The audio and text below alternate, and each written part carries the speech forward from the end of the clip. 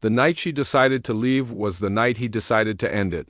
Rain slams against the windows like fists. The house feels too quiet, too still. Somewhere inside those walls, a woman is packing her life into one small bag and praying the floorboards don't creak. The bedroom light is off. Only the lightning from outside flashes across the walls. Each flash shows her face for just a second, pale, tired, but focused. She moves slowly, carefully, folding clothes without sound. A passport, some cash, a small photo from before she met him. She slips everything into a worn travel bag and hides it under the bed. Her hands shake, but her breathing stays steady. She has practiced this moment in her head 100 times. Downstairs, a door opens.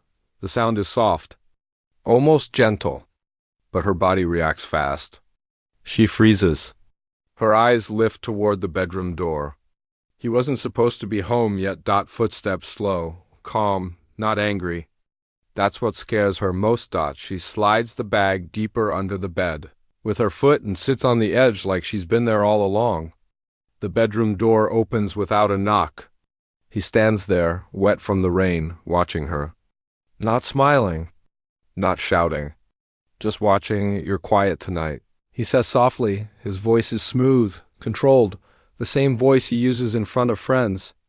The same voice no one would ever question. She shrugs. Just tired. He steps inside and closes the door behind him. The click of the lock sounds louder than thunder. He takes off his jacket slowly, placing it over the chair. His eyes never leave her. I called you earlier, he says. You didn't answer. My phone died. He nods like he believes her. But he walks closer. Too close. She can smell the rain on him. He reaches out and gently lifts her chin with 2 fingers. It looks almost loving. You know, I don't like being ignored. Lightning flashes again. For a second, we see faint bruises near her wrist. Old ones, fading, not gone. She pulls her face back slightly. Not enough to make him angry. Just enough to breathe. I wasn't ignoring you. He studies her. His jaw tightens. He walks around the room slowly, like he's searching for something. His eyes move to the closet, the dresser, the window. Then he looks under the bed. Her heart stops, but he doesn't kneel. He just stares at her instead. You wouldn't leave me, he says quietly. Not a question. A warning. She forces a small smile. Of course not. He steps closer again. The storm grows louder. The house feels smaller. He leans down so his face is inches from hers. You don't survive without me, he whispers. Another flash of lightning. Her eyes don't drop this time. Not fully. Something inside her shifts. Fear is still there, but something else is growing with it. The calm is breaking. The rain gets heavier, hitting the windows like it wants to break in. He walks away from her and starts pacing the room slowly. Not angry. Not shouting. Just thinking. That is always worse. You've been different, he says. Quiet, distant, like you're hiding something. She stays seated on the edge of the bed. Her hands rest calmly in her lap now. The shaking has stopped. She looks at him, not scared, not soft, just watching. I'm not hiding anything, she replies. He laughs under his breath. Don't lie to me. You're not good at it. He moves toward the dresser and opens a drawer, clothes, nothing else. He shuts it hard. The sound makes the walls shake. He steps closer again and grabs her wrist suddenly. His fingers press right over the fading bruise. You think I don't see it? He says, voice lower now. You think I don't know when you're planning something? She winces from the pressure, but she doesn't cry. She doesn't beg. This time. She looks straight into his eyes. You're right, she says quietly. He pauses. The grip on her wrist tightens. Right? About what?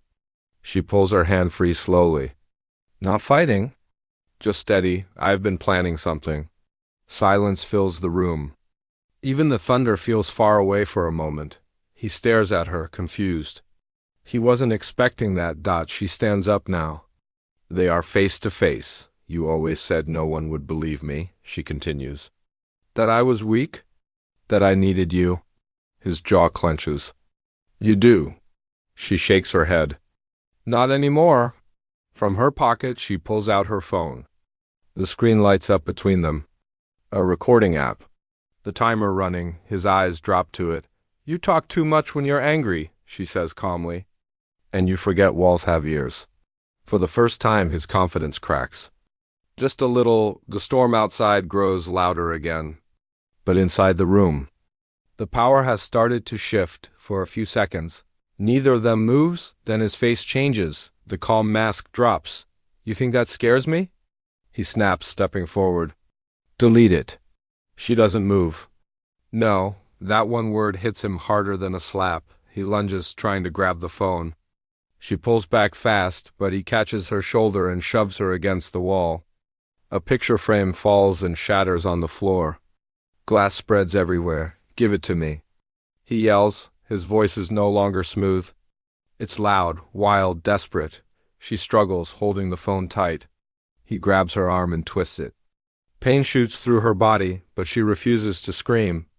The fear is there, but it's not controlling her anymore. "You're nothing without me," he shouts. She looks straight at him, breathing hard. "Watch me." She drives her knee into his side. He stumbles back, shocked. He never thought she would fight back. Not like this. He charges again, angrier now. They crash into the small table near the window. The lamp falls. The room goes half dark, lit only by lightning outside. He pushes her toward the kitchen doorway. She slips on broken glass but catches herself on the counter. Her hand lands near something sharp, a kitchen knife. He sees it too. For 1 second they both freeze. He smirks. "You don't have the nerve?" But he's wrong. When he moves toward her again, she grabs the knife and points it straight at him. Her hands are shaking, but her eyes are steady. "Stay back," she warns. He steps forward anyway. Big mistake. She swings. Not wild, not blind. Just enough to cut across his arm. He shouts in pain and stumbles back, holding the bleeding cut. In the distance. Faint, but growing louder. Sirens. His eyes widen. She didn't just record him. She called for help. Now. He's the one backing away. Now he's the one losing control. The sirens grow louder. Red and blue lights begin to flash through the rain-soaked windows. The storm is still raging outside, but inside the house, everything has changed. He presses his bleeding arm, breathing hard, staring at her like he doesn't recognize the woman standing in front of him. "You called them?" he asks, his voice no longer strong. No longer in control. She doesn't lower the knife, but she doesn't move toward him either. Yes, there's no anger in her tone now. No fear. Just truth. "You wouldn't," he says, almost laughing, but it sounds broken. "You need me." She shakes her head slowly. "I needed you to think I did." The sound of tires screeching outside cuts through the air. Car doors slam. Heavy boots run toward the front door for the first time. He looks scared. He steps back, looking around like he's searching for a way out. But there is nowhere to go. The same walls he used to trap her now trap him. A loud knock shakes the front door. "Police? Open the door!" He looks at her again, desperate now. "We can fix this. We always fix this." She finally lowers the knife, not because she's weak, but because she doesn't need it anymore. "There is no we," she says quietly. The front door bursts open downstairs. Officers rush inside. Footsteps pound up the stairs. He doesn't fight when they grab him. He just keeps staring at her as they pull his hands behind his back. "This isn't over," he mutters. She walks past him without looking into his eyes. "It is for me." They lead him away. The flashing lights fade as they take him outside. The rain begins to slow. The thunder grows distant. She stands alone in the ruined room. Broken glass, fallen frames, blood on the floor, but she is still standing. Slowly, she walks to the bedroom and pulls the hidden bag from under the bed. This time, her hands don't shake.